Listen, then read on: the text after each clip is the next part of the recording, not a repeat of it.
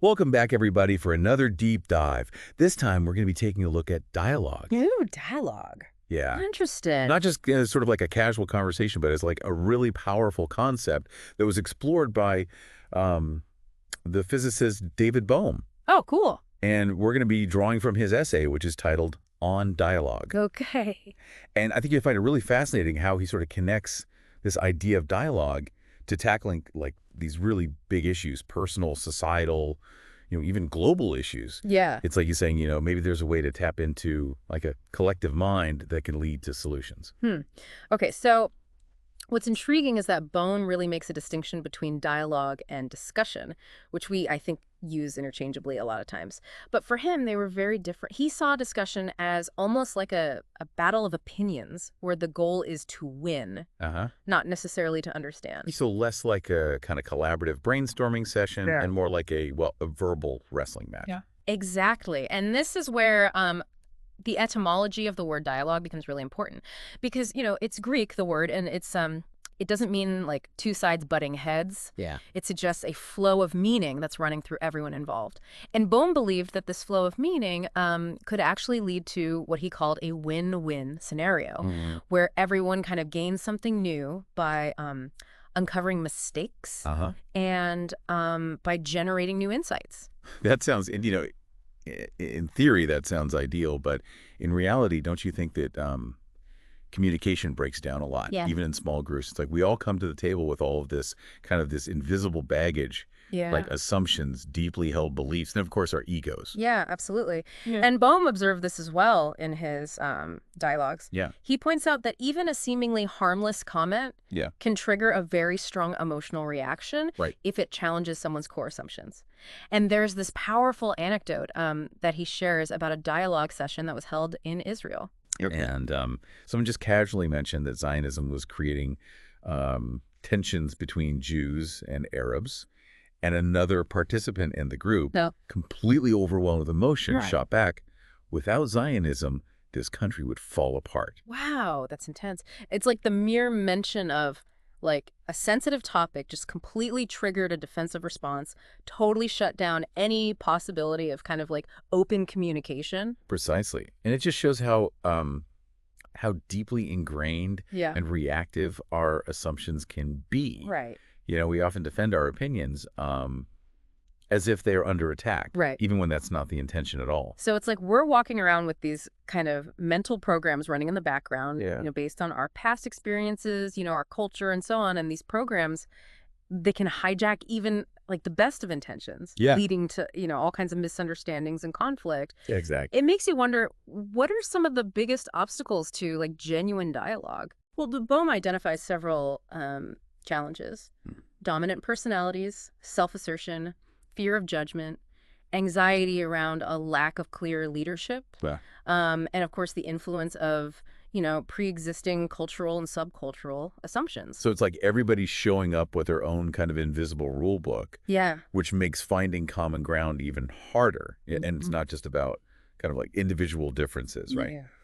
Bohm also talks about this concept of microculture. Yes. Microculture refers to the dynamics that emerge in groups of about 20 to 40 people. Okay. It's almost like a miniature version of society, reflecting kind of the broader patterns of communication, power dynamics, and cultural norms. That makes sense. So, imagine this. You've got like people from all these diverse backgrounds, each with their own set of assumptions, anxieties, and they're trying to have a meaningful conversation. Where do you even begin? Well, it's tough. Yeah. It's really tough. Bohm proposes a radical approach, a circle with no leader and no agenda. The focus is solely on suspending assumptions and genuinely exploring shared meaning.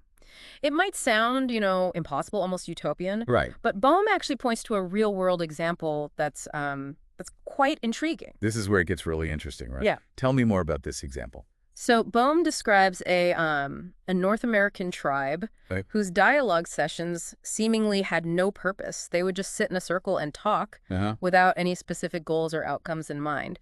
Yet after these sessions, there was a remarkable phenomenon that occurred. Okay, I'm on the edge of my seat. Right. What happened? Well, Despite the lack of like any formal decision-making process, Yeah. everyone just seemed to know what needed to be done. Wow. It was as if this kind of shared understanding had emerged from these unstructured conversations Wow. and guided their actions in this harmonious way. That's fascinating. It's like they tapped into like a collective wisdom simply by creating kind of a space for open and honest communication. Exactly. This example highlights the power of creating what Bohm calls an empty space, free from the pressure to achieve specific outcomes. It's in this open, unstructured environment that true dialogue and ultimately shared meaning can emerge. This makes me think about all the times that we try to kind of like force outcomes in conversations, or, we're so quick to rush to solutions Yeah. before we even really fully understand like what the problem is. Right. You know what I mean? Like what would happen if we embraced this empty space concept more often? It's a powerful question to ask. Now, Bohm acknowledges that, creating the space and engaging in true dialogue isn't always easy. It can be challenging, even frustrating at times. Oh yeah, especially when our like deeply held beliefs are challenged. I can imagine things could get pretty heated. Absolutely. But Bohm actually suggests that working through these difficult emotions rather than avoiding them can ultimately lead to a deeper understanding Okay. and even a sense of fellowship. He compares the process to climbing Mount Everest, Oh wow. a challenging and potentially perilous journey, Yeah. but one with incredible rewards. So we need to be prepared for the climb, Yeah. knowing that there are going to be obstacles along the way. For sure. But the view from the summit, that shared understanding and connection, that makes it all worthwhile. Precisely. And what's even more remarkable is that Bohm believes that by suspending our assumptions and engaging in true dialogue, we can actually tap into what he calls a participatory consciousness. Okay, now you've got to explain that one. Okay. What exactly is participatory consciousness? It sounds pretty deep.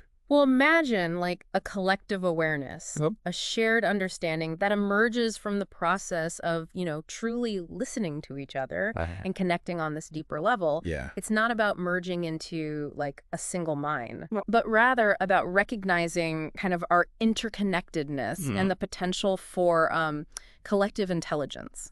That's a really powerful idea. Yeah. It suggests that dialogue is not just about kind of exchanging information, Yeah. but about creating something new, something that kind of transcends individual perspectives. Exactly. And Bohm offers this rather humorous anecdote Okay. to illustrate this concept. He tells a story about this disturbed young girl who refused to speak to her therapist. Okay. After an hour of silence, the therapist finally asks, "Why don't you talk to me?" And the girl simply replies, "Because I hate you." Oh, wow. Frustrated, the therapist asks, "How long will you hate me?"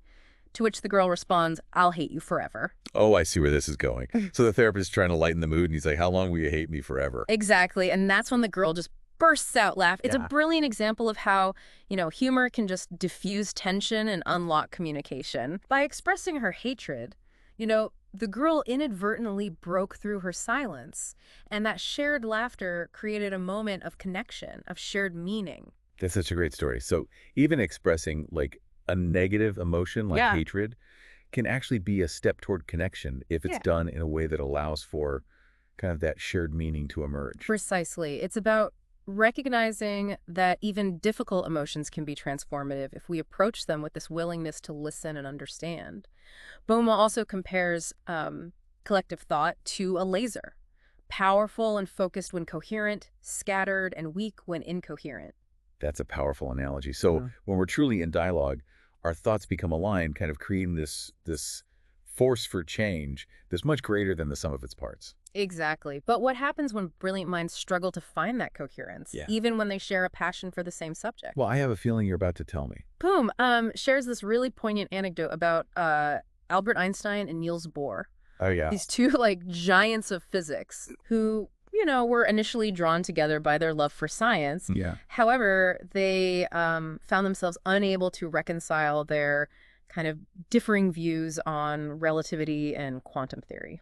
So even brilliant minds can struggle to bridge the gap when their fundamental assumptions clash. Yeah. It's kind of a reminder that true dialogue requires more than just like intellectual brilliance. Yes. It demands this like willingness to kind of step outside our own frameworks Yeah. to genuinely consider other perspectives, right? Exactly. Bohm suggests that if Einstein and Bohr had engaged in true dialogue, Uh-huh. suspending their assumptions and genuinely listening to each other, Right. they might have moved beyond their kind of entrenched positions and perhaps even, come to like groundbreaking discoveries. Hmm. It's a reminder of the kind of potential that we miss when we prioritize winning arguments Right. over, actually understanding different viewpoints. It's almost tragic to think about those missed opportunities for scientific progress. Yeah. But it also highlights like the incredible potential of dialogue, doesn't it? If it could help bridge the gap between minds like Einstein and Bohr, Absolutely. imagine what it could do for, us mere mortals. Indeed. Yeah. Bohm actually envisioned dialogue as a form of sociotherapy, a way to address kind of the root causes of societal ills. Yeah. He believed that by fostering open communication and shared understanding, we could actually create like a healthier, more harmonious world.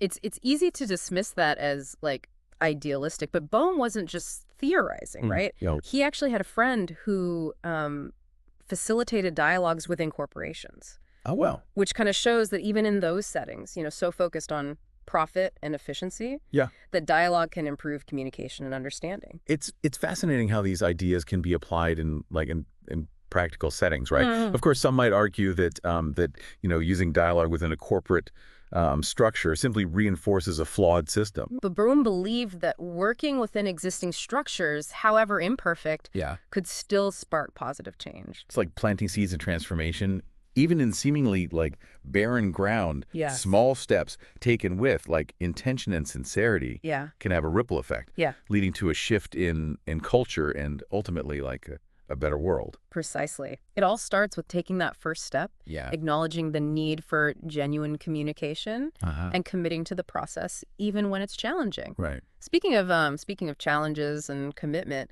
Bohm shares this rather thought-provoking anecdote about Sigmund Freud. Oh, okay. When Freud was diagnosed with mouth cancer, someone suggested that he, maybe might not want to discuss a certain psychological topic given his kind of serious condition. I'm guessing Freud didn't shy away from the difficult conversation. Didn't he say something like, it's just cancer? Close. He actually said, this cancer may be fatal, but it's not serious. And Bohm uses this, to point out how much of what we consider serious in our daily lives is actually quite trivial in the grand scheme of things. We get caught up in kind of all the minutia and miss the truly important matters. So what is serious then? What does Bohm see as worthy of our time and energy? Engaging in true dialogue, confronting our assumptions, listening with an open mind, and grappling with challenging emotions. That's what Bohm considers serious. It's about facing, the complexity of the world and the messiness of human interaction with courage and a willingness to learn. It's not about seeking comfort or avoiding difficult conversations, but about kind of embracing the discomfort as a catalyst for growth. Yeah. Both, individually and collectively. Exactly. Bohm's vision is both challenging and hopeful. Yeah. He sees dialogue as a seed, which even if planted in, the most difficult ground, has the potential to bring about, transformation. It's inspiring, really. In a world filled with so much kind of noise and distraction, there's still hope for genuine connection and shared understanding. Absolutely. But it all begins with us, with our willingness to listen, to suspend our assumptions, and to kind of embrace that transformative power of true dialogue. And it doesn't require grand gestures or sweeping societal changes. Right. It starts with small, intentional steps in our everyday interactions. So as we kind of wrap up our exploration of David Bohm's On Dialogue, I'm curious to know, what are some key takeaways you'd like our listener to ponder? What really stood out to you from our kind of deep dive into his work? Well, for me, is how Bohm connects dialogue to something much bigger than just, problem solving. Yeah. He seems to be suggesting that it's like a pathway to a deeper understanding of each other and the world around us. Yeah, and that's where the idea of participatory consciousness comes in. It's about recognizing that our individual thoughts and perspectives, they're like part of a larger web of meaning. Yeah. And through dialogue, we can tap into that collective wisdom. Exactly. Bohm's analogy of collective thought as a laser. Yeah. So powerful. Right. When our thoughts are scattered, Uh-huh. our collective potential is weakened. Right. But when we engage in true dialogue, align our intentions, listen deeply, Right. we create this like focused beam of energy capable of transforming ourselves and the world around us. I love that. But let's be honest, true dialogue it's not always easy, right? No. It requires a level of vulnerability, Yes. a willingness to challenge our own assumptions, and confront like unquestionable truths. It does. And Bohm doesn't shy away from that. Remember the anecdote about Freud's cancer diagnosis? Yeah. It's a stark reminder that so much of what we consider serious in our daily lives is actually quite trivial. Yeah. True seriousness lies in engaging in those difficult conversations, in grappling with the big questions, and in seeking understanding rather than clinging to certainty. That's such a powerful message. It's a call to reevaluate our priorities. Yeah. You know, to move beyond the superficial and engage in what truly matters. And, Bohm's friend who facilitated those corporate dialogues, he proved that this can be done even in, environments that might not seem conducive to open and honest communication. It's encouraging to hear that. It's like Bohm is saying, look, we may be operating within these flawed systems, but that doesn't mean we're powerless to create change. Exactly. Those corporate dialogues may have had limitations, but they demonstrated that even small steps taken with sincerity and intention can have a ripple effect. So what does this all mean for our listeners? What can they take away from our deep dive into David Bohm's work? Well, I hope they're inspired by the potential of dialogue to transform, not only individual lives, but also our communities and the world at large. It's a reminder that we all have a role to play in creating a more understanding and interconnected society. And it starts with, each of us examining our own communication patterns, our own assumptions, and our willingness to truly listen to those who hold different views. Exactly. What resonated with you the most from our exploration of Bohm's on dialogue? What assumptions might you be holding on to that are preventing you from engaging in more meaningful conversations? And what small steps can you take today to foster more open communication and shared understanding in your own life? Whether it's with your family, your colleagues, or even strangers you encounter. Remember that every act of genuine listening and understanding contributes to a more harmonious and fulfilling world.